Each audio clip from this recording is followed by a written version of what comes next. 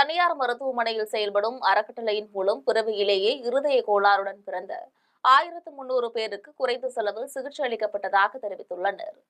சென்னை ராமாபுரத்தில் உள்ள தனியார் மருத்துவமனையில் பிறவியிலேயே இருதய நோயால் பாதிக்கப்படும் குழந்தைகளுக்கு குறைந்த செலவில் சிகிச்சை அளிக்கும் முயற்சியில் 20 ஆண்டுகளுக்கு முன்பு தனியார் அறக்கட்டளை ஒன்று தொடங்கப்பட்டது.